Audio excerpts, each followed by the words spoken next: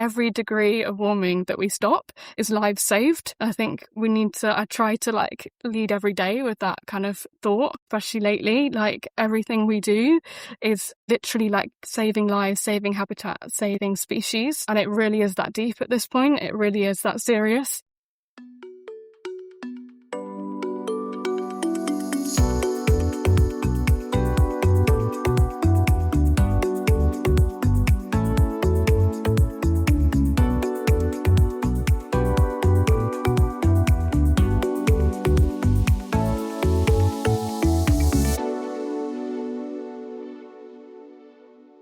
Hello, everyone. Welcome to Be the Change. My name is Mott, and today I am joined by Natasha Pavey, who is my favorite combination of things, an activist and a creative. Tash is a climate justice and refugee rights activist, as well as the host of the Imperfect Activist podcast, which has just returned for its second season. So perfect timing for us to be having this conversation.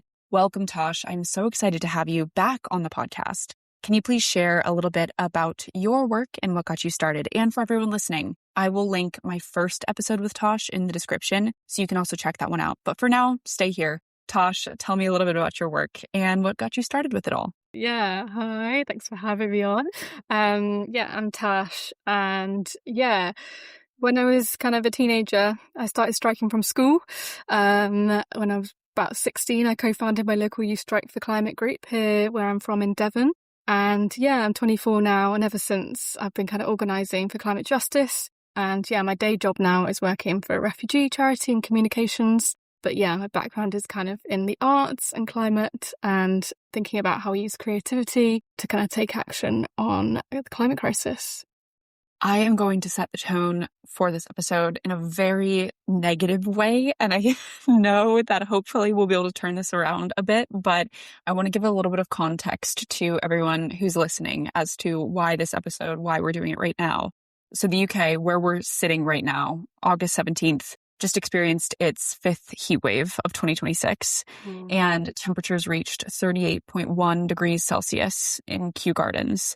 So England and Wales have experienced exceptionally dry conditions. I think that we are seeing that, and wildfires are reaching record levels. There was the national alert that went out on Friday where we're sitting recording this on Monday. And I feel like I've seen so many like jokes about it and things. But for me, I think the joking has just made me a lot more anxious and frustrated.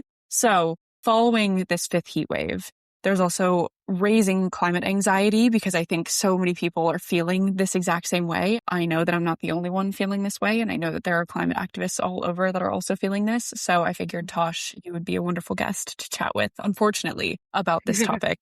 So I would love to get started. Can you tell me a little bit about what it feels like for you? I feel like I just word vomited my feelings, but can you tell me about how you're feeling in this moment as I just set that scene for us a little bit?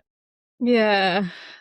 I mean, all similar things, really. I think I think for me it's quite shocking, particularly I think when we got this emergency alert last week, I remember thinking like, this feels like, the emergency that we knew was coming and that we've been talking about for so long. Like I just had this like overwhelming feeling of just like, I remember like being a teenager and talking about like, this is going to happen. We need to do something about it now. And like now these things are happening and people, are now talking more about it, it feels like, which is good. But at the same time, it's terrifying because, we're feeling the effects of the climate crisis now.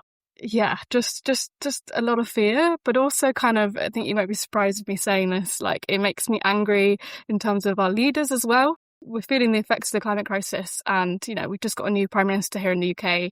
And he's making decisions like approving new oil and gas licenses in the North Sea, which just isn't compatible with, the effects of the climate crisis that we're feeling right now here in the UK, which just feels absolutely crazy to me. So lots of feelings, but lots of anger, despair, but similar feelings, I think, to you. Yeah. And I wonder with all of this, what have you chosen to do with social media?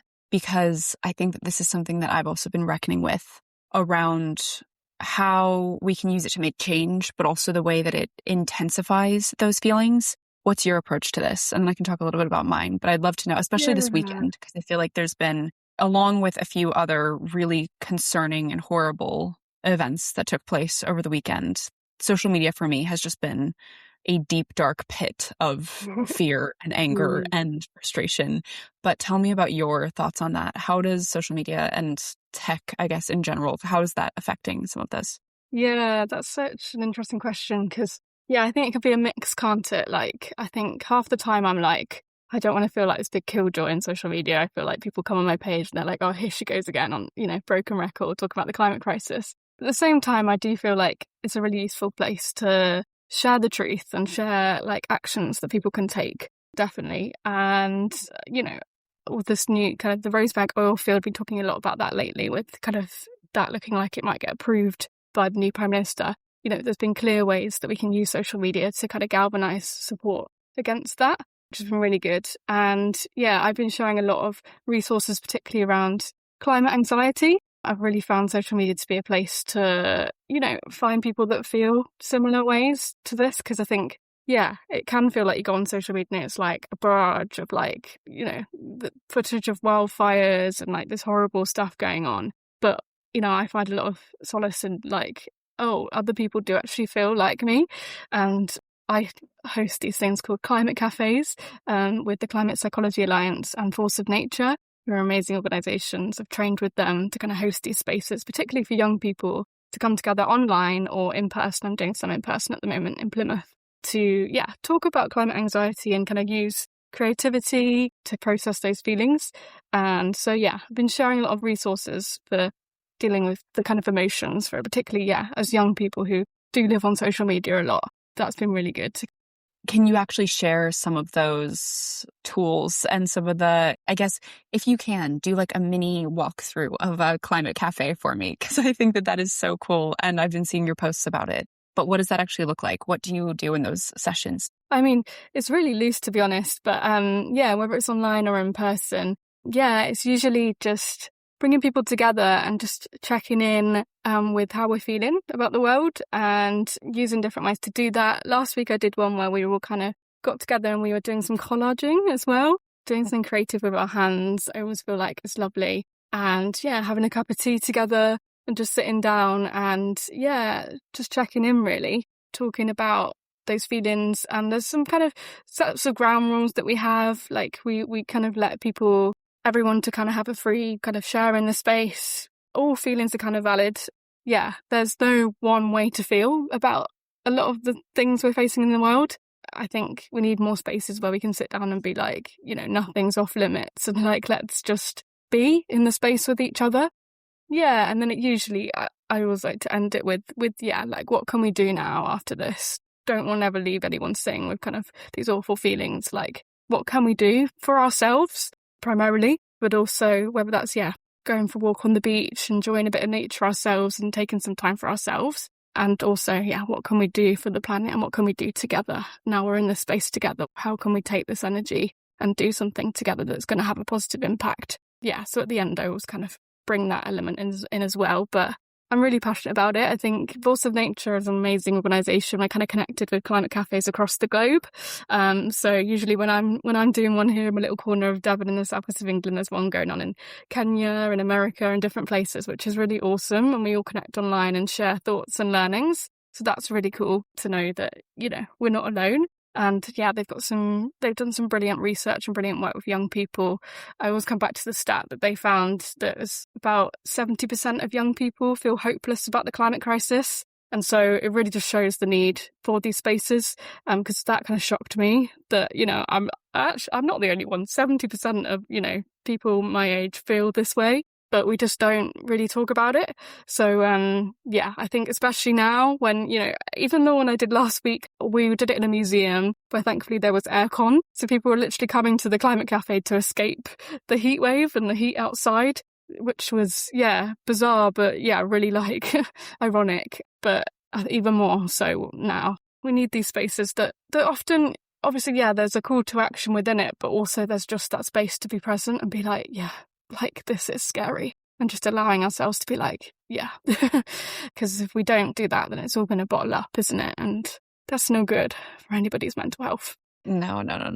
You're so right. That was a really interesting segue to another topic that I wanted to talk with you about, because at the beginning you mentioned when you used to campaign, it was this idea of the future and like these things will happen at some point. And I think now it's feeling like we're very much in it and we can feel it. And I wonder if you feel like there is a shift in people's mindsets, and maybe then also a shift, like you were saying, with these climate cafes and people seeking refuge in the AC. But if there's a shift in this movement when people actually start to feel the impacts of it rather than hearing about it. Oh yeah, climate change is happening, but like it's not happening here, you know. Do Yeah. you think you're starting to see a shift in some of the people that you're talking to maybe, or some of the stuff that you're seeing? Do you think that there is going to be that shift more and more? Do you feel optimistic about that, or not at all? Do you think that's not changing things? Because I think I've seen some of it, but I've also seen people being like, oh, the UK is an island weather. And that part is really scaring me.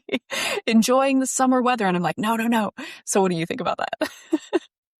Yeah, it's definitely still a mix, but yeah, it's definitely a switch. I was thinking the other day about how when I was a teenager, I was quite a nerd and I felt like quite an outsider. Yeah, I'd spend my evenings reading IPCC reports and things like that, and I'd be like, this is an emergency, guys, and my friends would be like, oh, okay.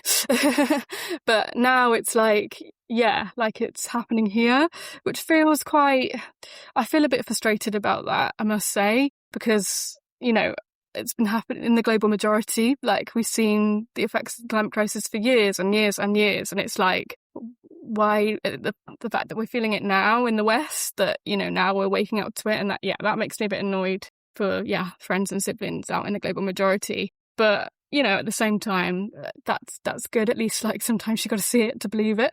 At least people are waking up to it a bit more, actually seeing how it's going to affect their lives personally. Definitely share that frustration, and like, people are like, oh, stop complaining, it's hot in the UK for once. But I do think now that it's kind of gone past the, it's a nice summer to like say, I think you said earlier, fifth heat wave we're experiencing. Like, that's not normal. That's not right. And definitely seen more people waking up to that. And I'm seeing that in a practical sense too, with kind of people engaging with things like climate cafes, building kind of more kind of local power in national movements like Green New Deal Rising at the moment. And here in Devon, we see more young people kind of join events and things just in the past couple of weeks, who are just feeling frustrated and feeling like they need to do something, or find a community that they can lean on in times where it's really hot and they need friends and they need community around them. I mean, it's bittersweet in a way, isn't it? But like, optimism for sure. Yeah. This next question is kind of a tricky one, because I think it's something that I've definitely been reckoning with. But do you think that hope and goals as well, I think, for the future, hope, dreams, these things that we're working towards in the future, do you think that this is something that you genuinely feel in your heart, in your mind, or is it something that you have to kind of consciously create for yourself? This is really hard. This is a really hard question, because I've been thinking about this a lot. And I think then that also ties into like how anger can be useful and how that frustration manifests. But I've been thinking about this just with a lot of the activists that I've spoken with. I think it depends on the issue, and it depends on kind of what we're talking about. What is your take right now as we're sitting in this incredibly hot summer in the UK? Are you feeling the hope genuinely, or are you kind of manifesting it for yourself? Yeah, it's hard. I think it's day by day, really, my kind of thoughts on that change. I think generally at the moment, I'm finding the future as a general thing quite hard to think about.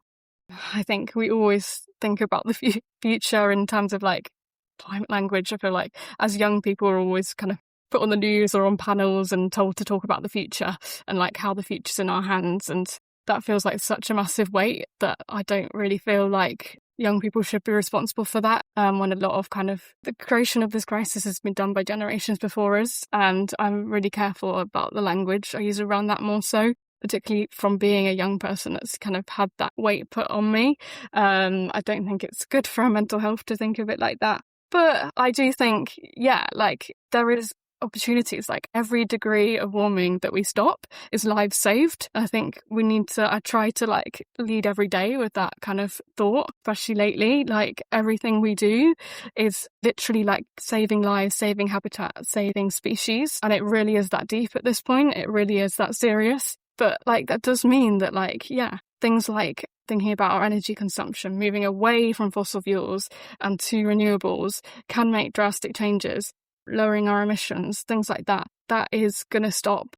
Even if increments of degrees of warming, it will stop that, and then that will have an effect. But lots of people, so I do still see there is ways and there is things, when we talk about the future that we can do if we start right now. Well, we've already started a lot of these things, but if our leaders kind of get on board a bit more and make these drastic decisions, they're the ones that have the power to do that. I think there's things that can be done, and definitely hopeful about that.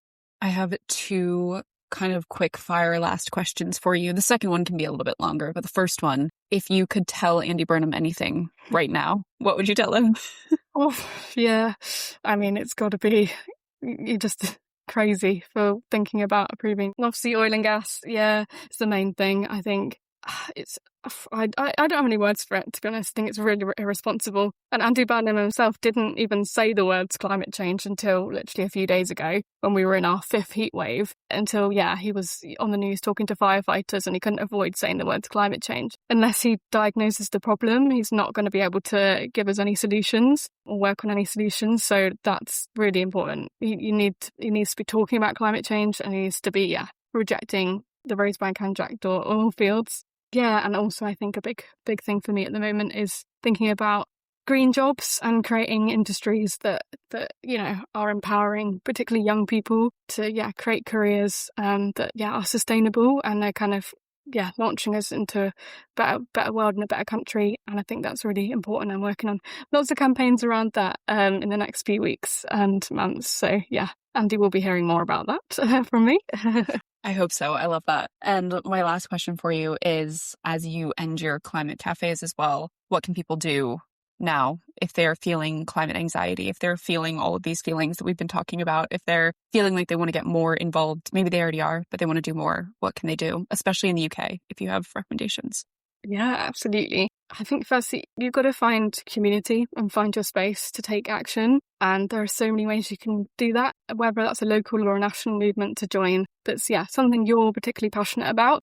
The climate crisis is a big thing that affects a lot of things, everyone and everything. So whether that's, particularly your lived experience or your skills that you can contribute to taking action, then thinking about that. So whether that's, thinking about migrant justice and kind of creating safe routes for refugees, there'll be more refugees in the coming years due to the climate collapse.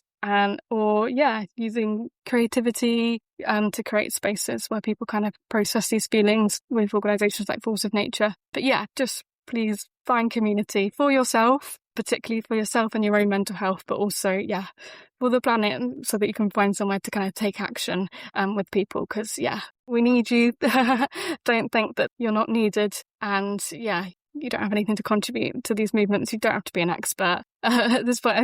I said that for years because, I'm by no means a climate scientist and have no qualifications in anything environmental, but you will have something to contribute. And so please find a movement and find a community.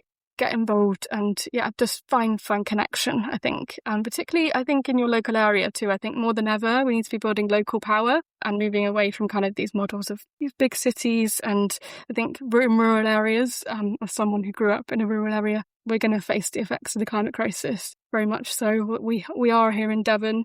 Devon's just been declared a drought here. And lots of our wildlife is really struggling. Lots of people are struggling to access clean water here in Devon, where I live. Find community and get to know your neighbours and get to know the people next door to you, because you'll need them in a variety of ways, definitely.